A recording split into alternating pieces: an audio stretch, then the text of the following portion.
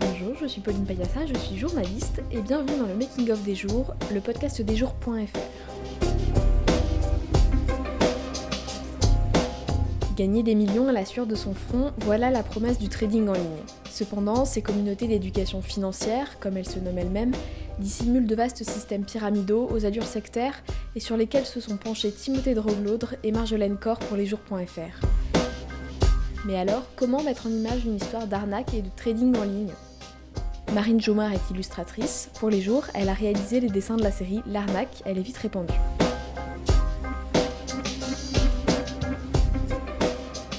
Alors bonjour Marine, est-ce que pour commencer tu peux te présenter et puis nous présenter ton travail également ? Alors du coup, je suis Marine Jomard, je suis illustratrice indépendante depuis 4 ans. Alors initialement, je suis spécialisée en illustration scientifique. J'ai fait une formation à l'école Estienne.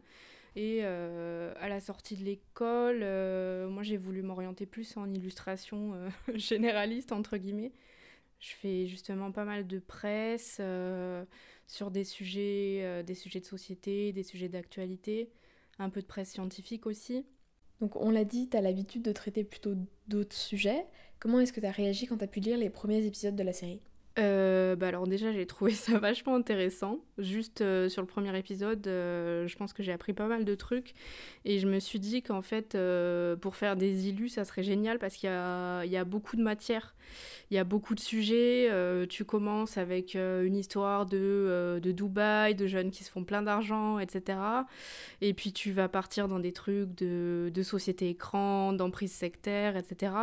Et à imaginer en dessin, ça fait des belles progressions où tu vas partir d'illustrations un petit peu rigolotes, un peu déjantées, voilà, avec JP qui est à Dubaï, ce genre de choses, et tu vas finir dans des délires sectaires avec des traders un peu cagoulés. Tu changes d'ambiance et en fait c'est ça qui m'a... Enfin ça m'a vachement plu, cette histoire de changement d'ambiance que tu pouvais amener, quoi. Et à partir de ce moment-là, comment est-ce que ça se passe ? Comment est-ce que tu fais pour penser quelque chose qui a priori est très abstrait et très virtuel ? En fait, le trading, j'y connais rien non plus. Mais l'idée, en fait, c'est qu'on va s'appuyer un petit peu sur des archétypes qu'on a un petit peu dans notre inconscient pour faire un peu comprendre le sujet.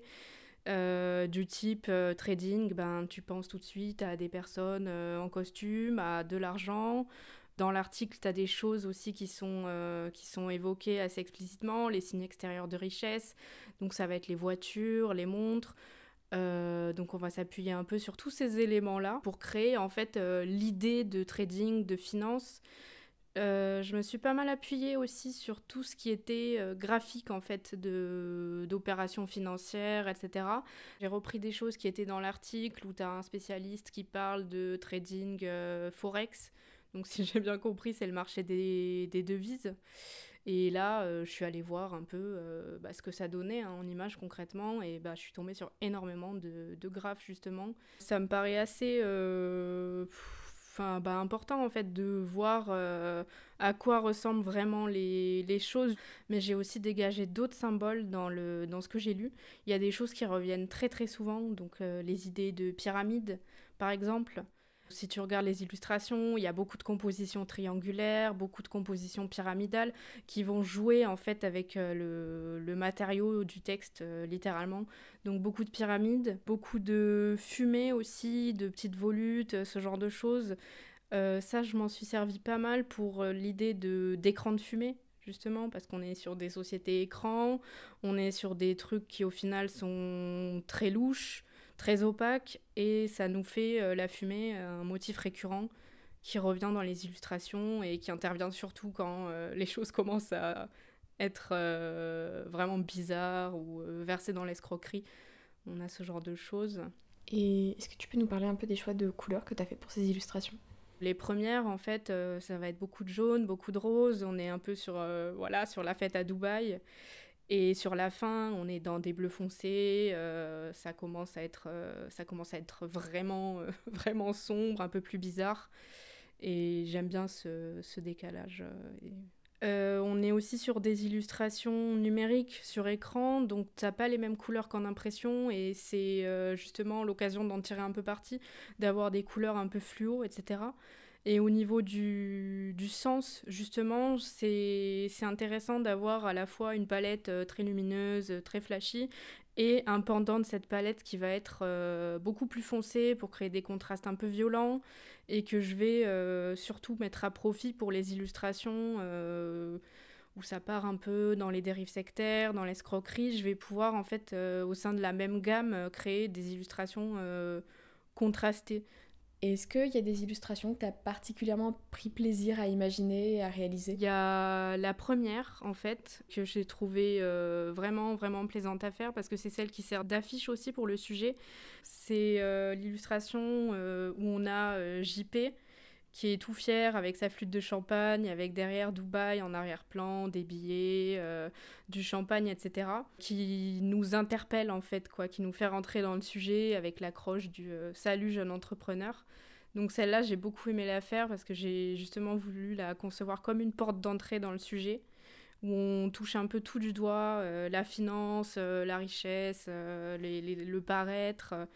Et il y en a une deuxième, c'est une illustration de la Mivilude qui intervient au niveau de l'épisode 4, quand on commence à parler vraiment des dérives sectaires qui se cachent derrière ces sociétés de trading. Donc là, cette illustration, on a les agents de la Mivilude que j'ai dépeint dans un espèce d'esprit un peu film noir, X-Files, enquêteur un peu paranormal. Et je trouve qu'elle fait vraiment une bascule justement entre les premières illustrations qui sont très colorées, un peu fun. On bascule un peu dans un nouveau monde, quoi, si on peut dire.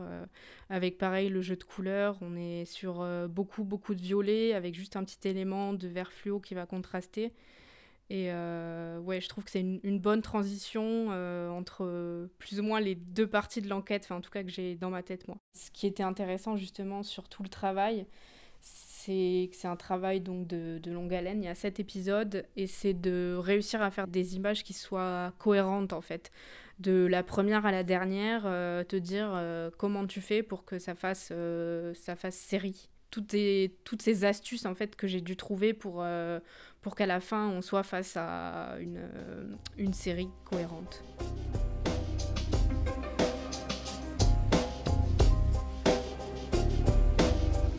L'arnaque à des vitres répandues est disponible sur lesjours.fr. Vous pouvez aussi nous retrouver sur Instagram, Facebook et Twitter @lesjoursfr ou nous écrire à contact@lesjours.fr.